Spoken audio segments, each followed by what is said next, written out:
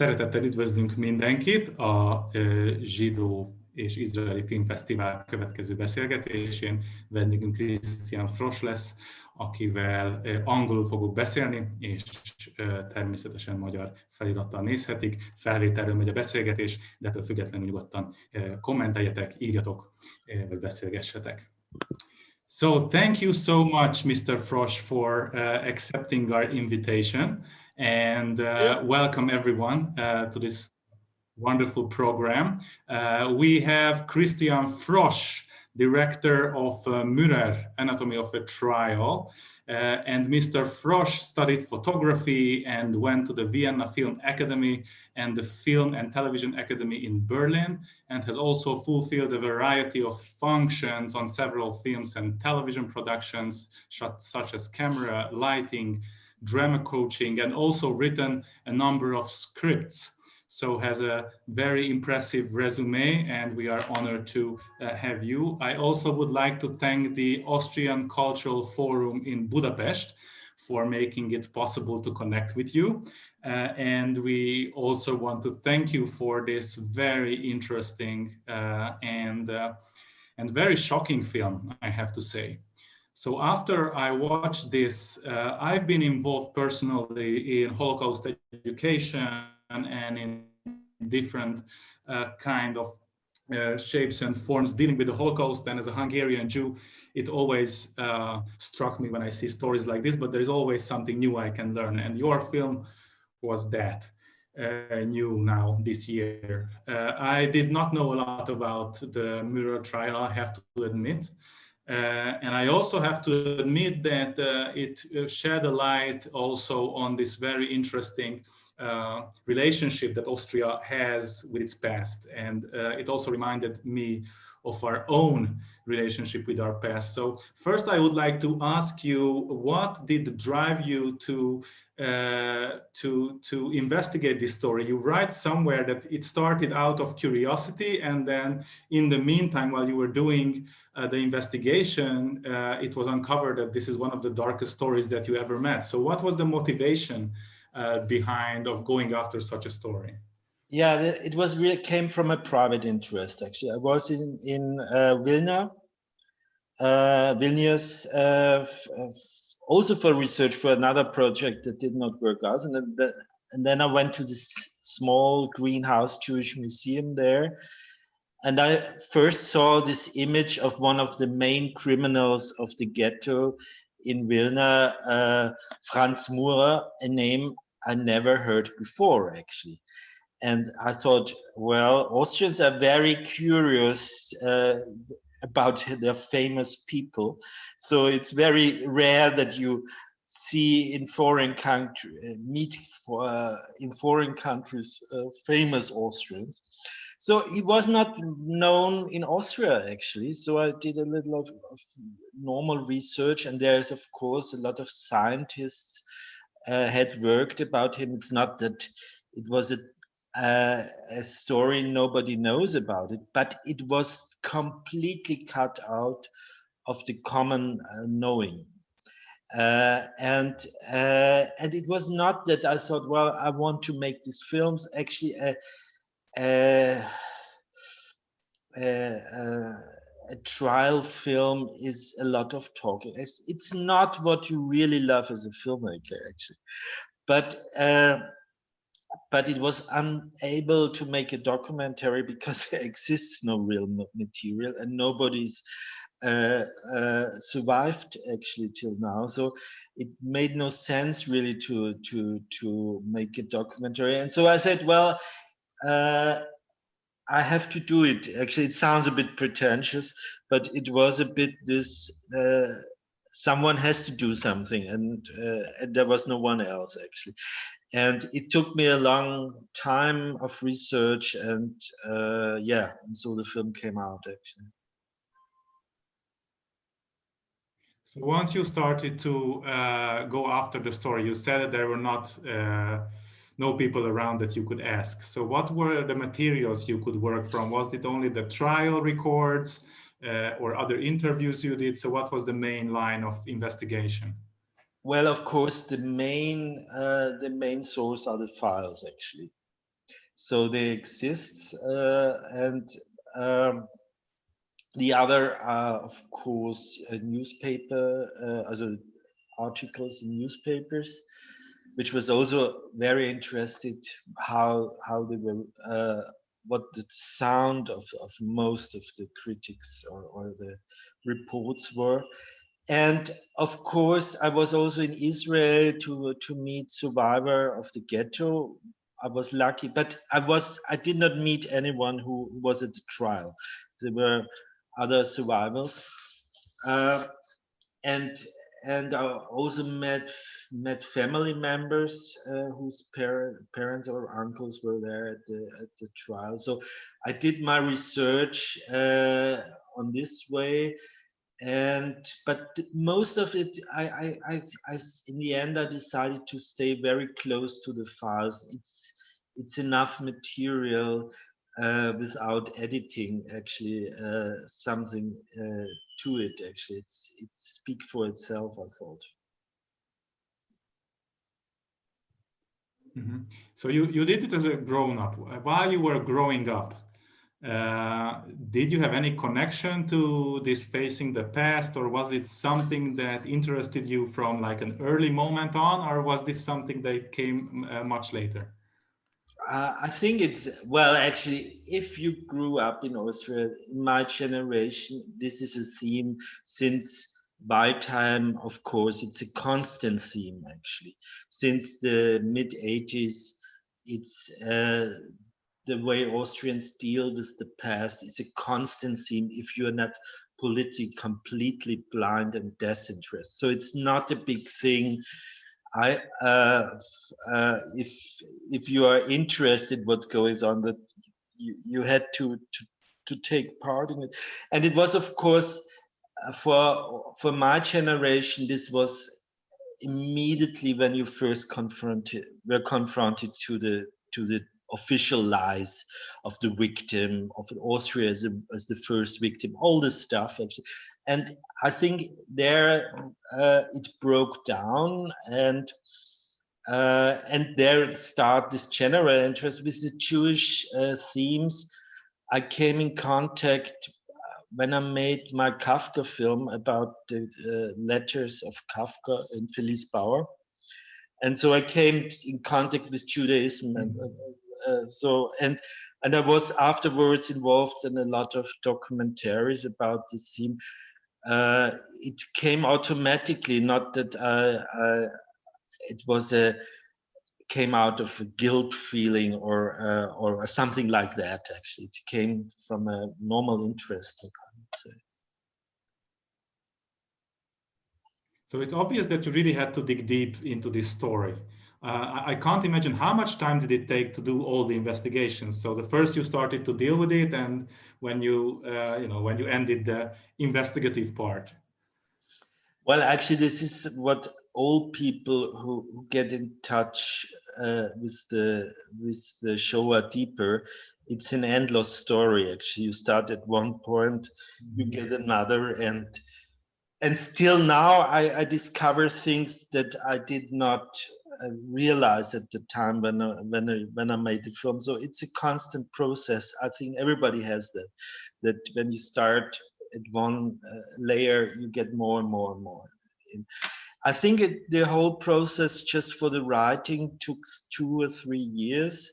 Of course, it was not that I was constantly only doing that, but it was a constant craving on this subject.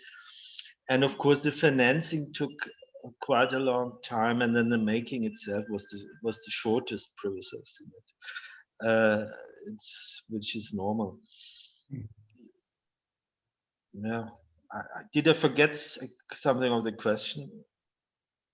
Sorry, I lost my.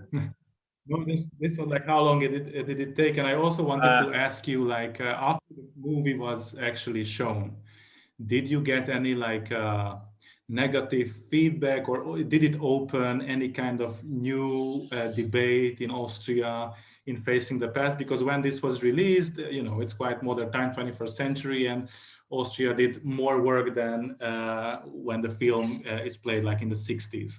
So was there any negativity that came along with it? I think that the reactions was, I must say, I had luck in the bad luck, because it was time when we had this right-wing coalition of the Liberty Party, of the right-wing and the conservatives, and a lot of, and so through that actually that they were in the government, and a lot of Nazi scandals came over actually. So a lot of people had the feeling it was absolutely the right film on the point. And of course, the opposite, in these social media days, you get a lot of murder stuff, and you know, I don't take it too serious. Actually, there were some unpleasant things actually, but I don't want to portray myself as a special hero. It's, if you, with this kind of themes, when you get in public, you get some reactions from the right wings, of course, and from the other side, the positive, and there are a lot of positive things happened after the film. First of all, is that the film succeeded in already succeeded in one thing, that the name Murer is now common knowledge actually. So this is something that happened actually, not through the film alone, but a lot of journalists jumped on the theme. And so there was really a discussion about that, and also the historians and all the Holocaust said, well, the film brought more discussion than their work over years, actually, which is always this phenomena that not the knowledge is, but what narrative becomes to the public, actually.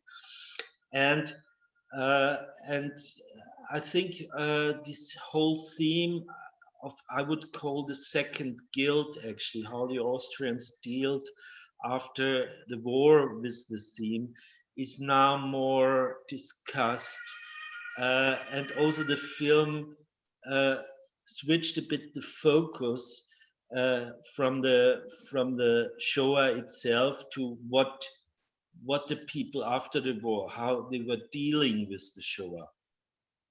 And well, actually, I got a lot of awards actually, so it's from the Austrian thing. But on the other side, so this was very surprising. On the other side, all the other projects were cut actually for one reason actually. So you never know what. So it's always difficult. Just when I was seeing the film, and actually it is also mentioned somewhere, I couldn't stop thinking of the Eichmann trial and how much this was kind of a reverse of that Eichmann trial, that this was actually like, it seemed like, or it had this impression that it's like a show trial to wash off the guilt. And I wanted to ask you about this, like how much was that a motivation, a problem, or what did you think of? I think you're perfectly right that this context is very much is absolutely important. First of all, the Murer process is a direct effect on the Eichmann trial, because Eichmann mentioned Murer in the trial, and therefore Wiesenthal and other people got material to force the Austrian judges, the Austrian lawyer, authorities to take care of the case, because he lived as a normal citizen in Austria, and nobody cared about it. And so there was a direct effect from the Eichmann trial. And I would say there are 3 trials in 2 years that were very interesting, because this was the Eichmann trial, this was the Murer trial, and this was the Auschwitz trial in Frankfurt, Germany. And all these 3 trials changed the view on history in their own countries, actually. And I would say, well, in case of Germany and Israel, in the right direction, and in Austria in the wrong direction. But they were very near, and they have there is a connection between them. Mm-hmm. I was very surprised to see right in the beginning of the film, you show this conflict between the Yiddish-speaking Vilna Jews and those Jews who actually emigrated to Israel and they speak Hebrew, and there is a clash between those who served as the Jewish policemen and this. I was having 2 questions. How did you get people who speak Yiddish, and where did you find this? Where was was there also in the trial records that there was like a conflict between the Jews who were put on as witnesses, or was this coming from like something else, like the journalist articles, or? Well, actually, let's start with the Yiddish thing.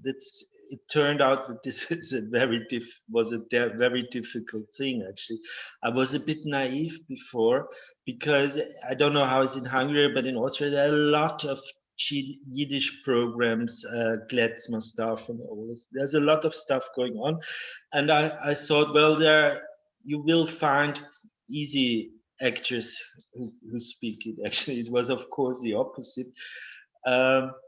That we only had really only 2 actors where the first language was Yiddish, and the rest had a little bit connection to it, but were coached to do it, actually.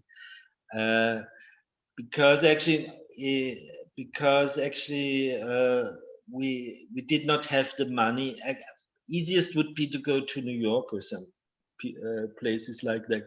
There you found the most Yiddish speaking. Israel was not very. We had a few Israel actors, actually, but Yiddish, as you know, is not so popular in Israel. So it was quite difficult, but we had good coaches. But for them, it was also a foreign language. And the other thing was of course you don't find things like that in the records. I was involved in a documentary about Łódź, about the ghetto in Łódź, Lodz, and as a producer, co-producer, and therefore I saw hours of interviews with survivors, and of course all these conflicts of religious left wings, is pro-Israel, or all these conflicts, and in what they say on camera, off camera, when they say, well, he was not really in the ghetto, he was in the elite, blah blah blah blah, and so all these things that they of course would avoid to say in front of the camera in a documentary for good reason. I was very involved in the talk behind, and I wanted to to create figures that are like life, not abstract figures. So I wanted also this normal conflicts. And of course, there is a big inner Jewish conflict about the ghetto and Holocaust. And, you know, it's an old, very old conflict. And I wanted to bring something in it, not to take really one side, but just to show that it's not a homogeneous group of victims, which is absolutely wrong. Yeah, I think that was beautifully painted there, actually, that it was not like black and white, and not only in this sense, it also like showed different aspects of also the Austrian perspective.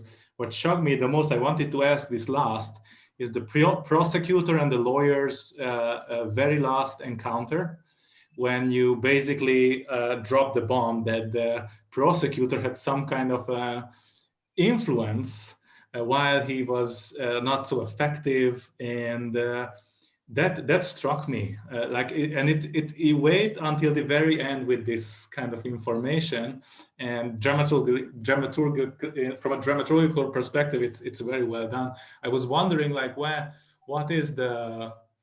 Did you find anything out about that particular prosecutor and the lawyer, or was this also like a portraying of a situation based on a combination of stories? Well, what fact is that the politics, and there's a special thing in Austria that the Ministry of Justice has direct influence on the prosecutor. So he can, it's a very, not in very many countries you have this. In Austria you have it for one reason. And it is more or less proven that the Minister of Justice, who is also portrayed in the film, took influence in the trial. And it's also very complicated because he was a Nazi victim and he was a socialist. So he was not, his problem was not pro-Nazi, his problem were the Austrian people. He wanted to win the elections, and this would be, and to lose or to win this. So it's a very absurd story, actually, to show how the thing was actually. And what came out actually when I read the files, the way the prosecutor acts is there are a lot of possibilities. You never find really out what has driven him. Was he so stupid? Was he so incompetent? Or is it a wanting? Did he really want to lose the case actually, or was he forced to lose the case? When you make a fiction, you have to do a decision. You know, you cannot make. Well, this speaks for that, so you made a decision. I made this decision, and I think it was this way, but I cannot really prove it. It's impossible to prove it. But what is clear, that was a political influence on this trial. This is clear. And also that was very shocking. Yeah. It is not so shocking actually, or it remains shocking. But when you look to the other trials of this kind, actually they all. Well, you can make 14 films like that in Austria about this kind, actually, and Murer was not a single case, actually. What makes it special that he's such a big mass murderer, but these small mass murderers in the other cases had the same result. So it was a structural political problem, not a scandal problem of a one case thing, actually. But it makes more frightening, I must say. Yeah, it does. And it also speaks about the responsibility of like political leaders who choose to not to lead the opinion and not to try to influence the public in a positive way, but they look at it, vote gaining strategies and how they can. This reminds me very much of today's politics, like in Hungary, for instance, where the politics into the remembrance and history. Nobody can say that the government of Hungary is anti-Semite, because this is not true. But in its policies to like erect different kind of monuments, like the one you have on Szabadság Square, Freedom Square, which was erected where Hungary is portrayed as an innocent kind of nation, and it was all Germany who did all the bad acts, and very same kind of motives. And even in the film, there is one sentence that they want to win the votes of the far right, the People's Party. And here we see the same thing, that politicians choose to use rhetoric that speaks to the far right, and not being the leaders of changing the public's opinion and view, because that would be a more risky and long-term strategy, which could result in them not winning the elections. And in this film, you have it both in the People's Party and both in the socialist side, that they try to balance this kind of public opinion, which is really shocking, and yeah, not so shocking at the same time, as you say.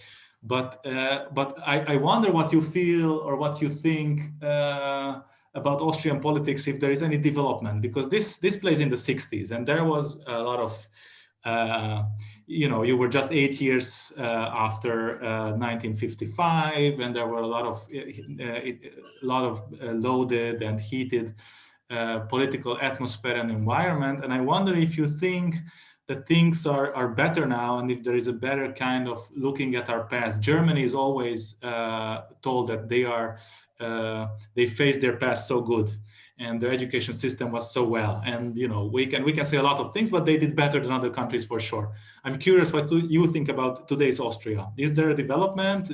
Did we come a long way since the Murer? Well, there's always a development. It's always only the question goes in the right direction. I would say, well, actually, to start with the positive thing, what was really interesting is that one of the biggest supporters of the film were people from the justice system, from the Austrian present justice. So it was shown for judges, for prosecutors. Actually, they made workshops. I was invited actually to discuss. Actually, they even showed the film in the original trial room in front of. So there was from this side not what I expected, a lot of repulsion against.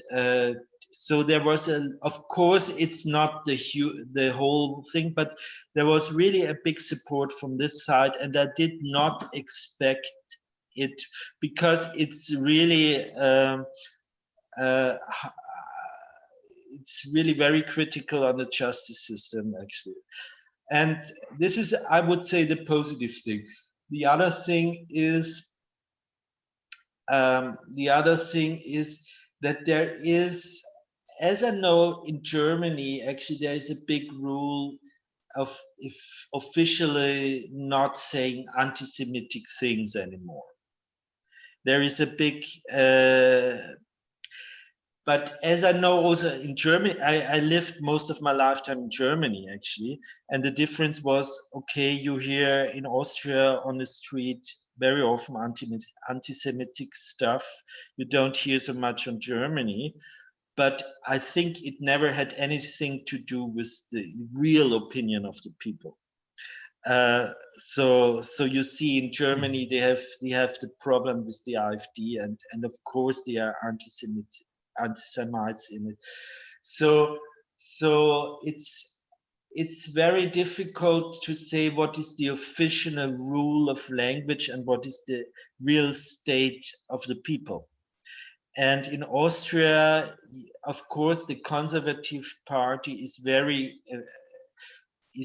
aware to say any anti-Semitic stuff anymore, and you don't win elections with it anymore. And this is the good thing actually. The aggression is somewhere else actually. So these are the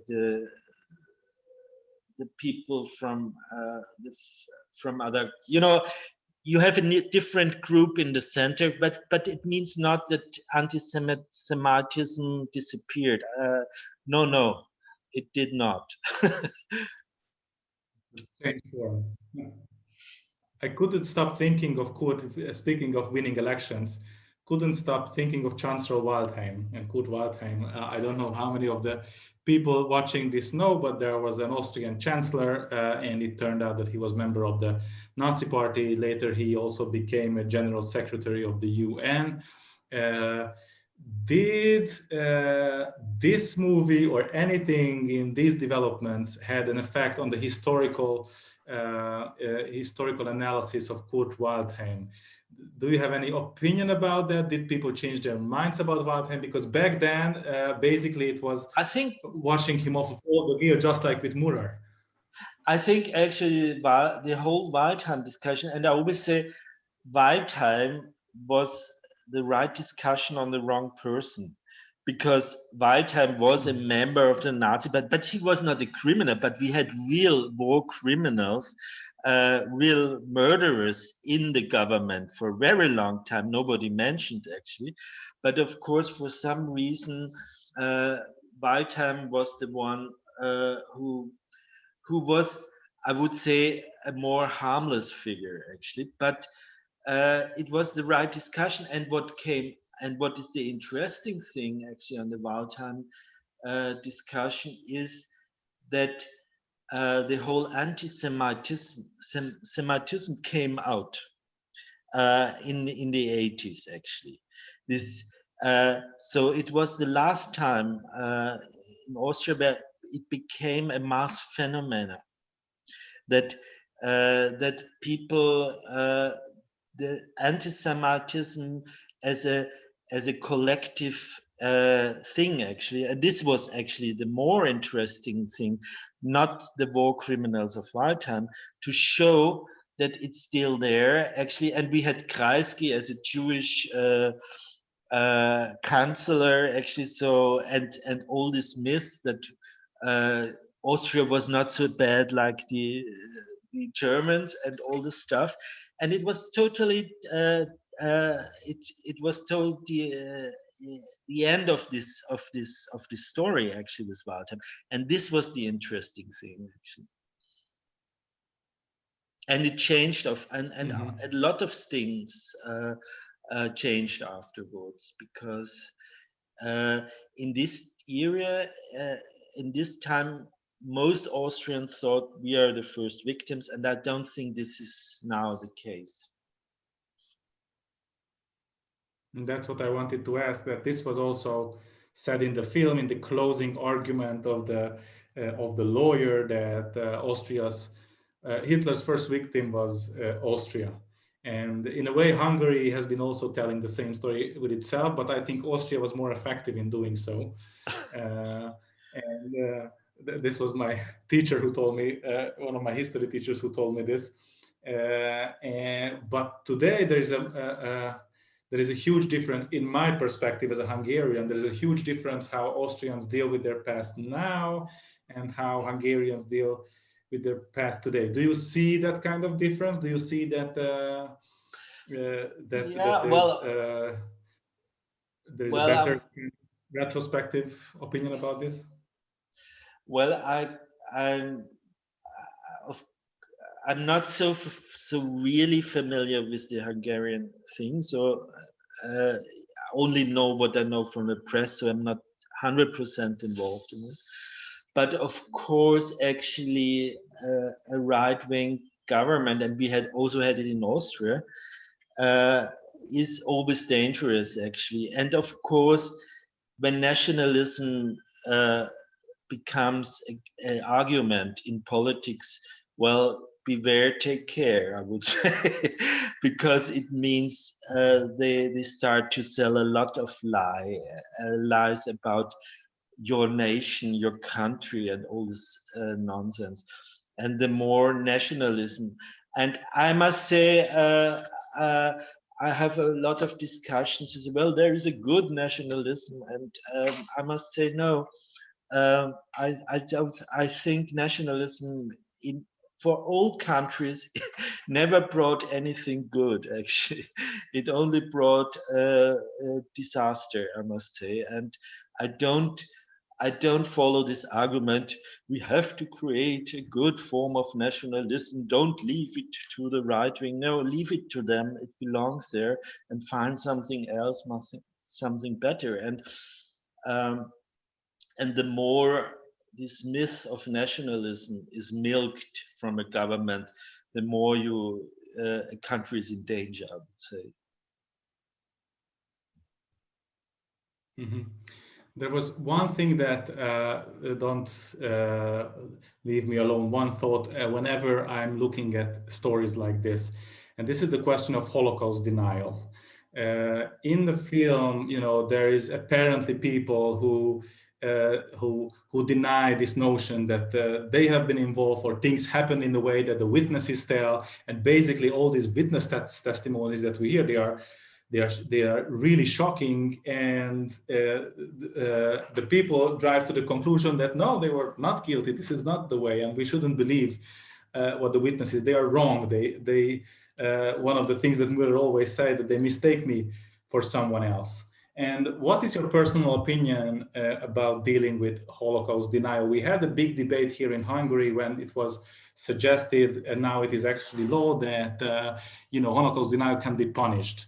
And by law, and it's also in Germany the case, but some actually liberal activists who are defending free speech, they say if you make it against the law, or if you forbid it, then it will just fuel the interest, and one has to convince the people who are denying the Holocaust with good reasoning and facts, and it has to be dealt with in the public, and the truth has to win. What is your opinion? Should Holocaust denial be punished and make it illegal, or we should let people just say whatever they have to say, and we have to get into an open debate and convince them with facts?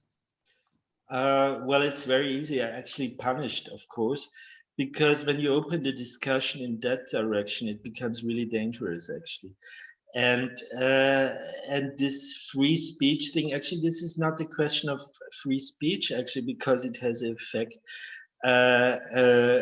immediately when you deny.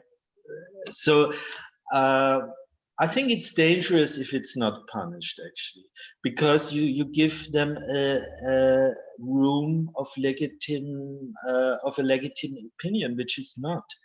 Nazism is not an opinion; it's a crime, actually, and therefore I can't understand this liberal free opinion thing. Actually, well, I also see the problem in it, because the people don't disappear. Anti-Semites don't disappear if anti-Semitism is punished, but what is the alternative? The alternative is to accept it? No. So there no decision is very good, but in this case, I'm absolutely for punishment. Yeah, one of the reasons a problem in Austria, for instance, is that from the post-war, the punishments are so high. Years of prison for Nazi symbols and all this, they are so high that when you have young people, so they're not getting this punishment. So it's a absurd detail that you have very hard punish on that, but they are so hard that it's sometimes absurd to punish for minor crimes, actually, people like that. So it needs but of course it needs the public and the public discussion. Actually,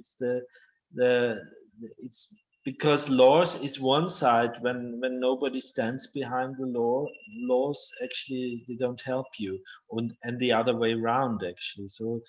So it's more a common process, actually, a constant common. Because the problem is there is no rational arguments. Actually, you deal with a completely irrational ideology, which deals constantly with contradictions. So all these people who believe in enlightenment and intelligence are always lost in a way. That's the problem on this. Do you believe in using the story of Murer in education in any way to kind of show like students, teenagers, the complexity of this story and the long way that Austria has actually come since the story happened? I did a lot of shows for pupils and students. I think 50 or 60, so a lot of discussions. And of course, actually, when I made good experience, even when people don't have so much idea about history, they step on the other level of injustice or how a system. So there are levels, even if you're not 100% in the history, that you can. It worked quite good, actually. And I think it depends how good the teachers are. Of course. I was involved in informal educational projects for years in an organization called Hover Foundation, and we went into schools to speak about Judaism and what it means to be Jewish, and of course, if they had any questions about the Holocaust. And whenever I asked the question, do you think that we speak enough about the Holocaust in this country? 99% say, oh, too much. There is so much talk about the Holocaust. We have Holocaust fatigue. And then I asked, okay, so tell me one thing. How many Hungarian Jewish victims were there? Oh, I don't know that. Okay, when was the Hungarian Holocaust exactly? I don't know that either. And the more questions I asked, they just kept saying, I don't know. So how is it possible that on the one hand, you hear all the time about the Holocaust, and on the other hand, you don't know anything about it? Do you have this kind of dichotomy also in your experience with the students, and did you have any experience when you opened eyes with these stories? Yeah, this is the absurdity, but the funny thing is actually in the 60s, it was already this, when I saw these documents, now it's enough actually. So this discussion, what I heard, started at 47, that now we have to close the file actually. So it's a very old discussion. It's not a new thing, and it has also not a very rational undertone. We don't want to get in touch with unpleasant stories actually. And what story can be more unpleasant than the Shoah? And this is one thing actually.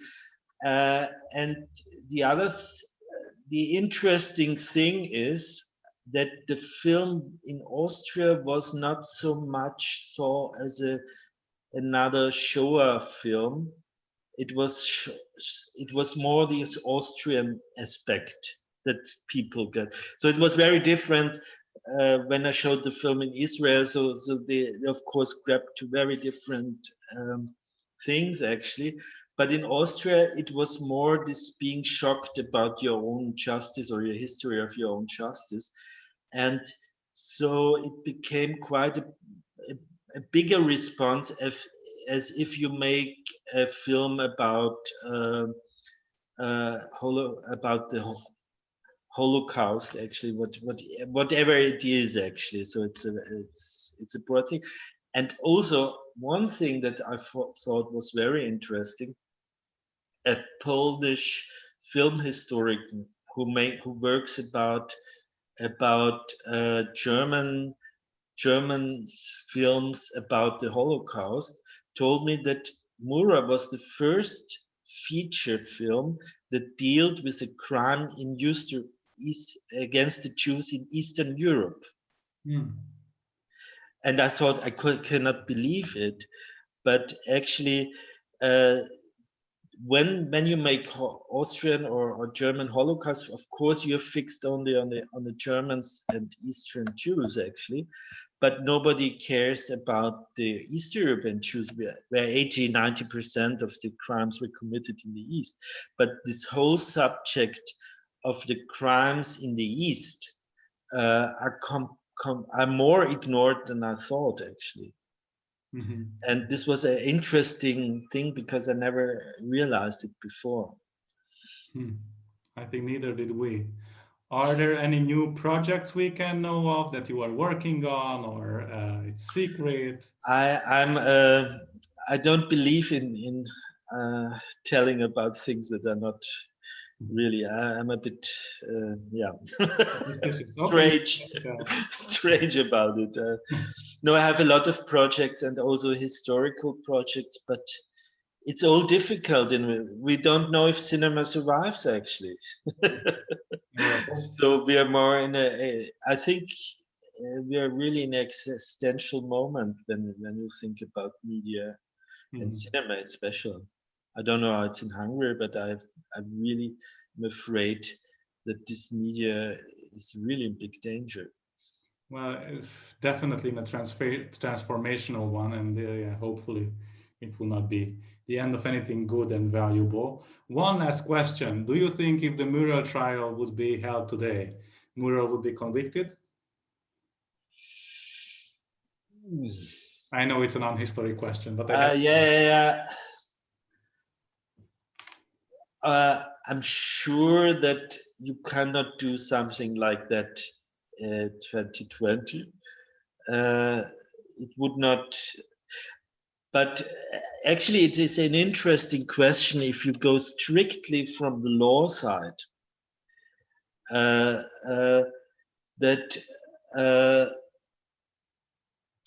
it is a possibility that they could not find that he could come through with it. But the difference is now you could get very easy the files, actually the communication between the thing. It's much easier because this was the other thing, actually, that they did not even get the German files actually for the trial, which was a problem. And also the Auschwitz trial 1 year later was the first that the Polish gave the material to the prosecutors, and in this trial the Lithuanians did not, for what reason ever, actually. So, and also one little thing I want to mention is that the film was shown in all parts of the world, even Africa, but never in Lithuania, actually, and never in Vilna. And also the whole area did ignore the film completely, and this is interesting. What do you know the reason, or do you suspect the reason? Well, you mentioned it, actually. We have seen everything, actually, but they did not, actually. So it's this kind of, and of course Lithuania has a problematic way of dealing with their past, actually. As most of the nations, I think. And of course, in question of collaboration, Lithuanian were one of the most active ones, actually. They also had SS units, because the Germans saw them different. So there is also a big process of denial going on there, actually. So I would say, well, perhaps they always think that's a bad film. I don't know. But I don't think that's the case. Well, Mr. Frosch, thank you so much, first of all, for your contribution to understand history and to uncover a truth that has long been forgotten. And thank you so much for being part of the 9th Budapest Jewish and Israeli Film Festival. And very much hope that your film continues to be a success, and maybe it will be shown in the countries that haven't been shown yet. Yeah, thank you so much for inviting me. Thank you for this great talk. And I hope the festival will be an enormous success. Thank you so much. Bye. Bye. Danke vielmals. Danke dir. Ciao. Ciao.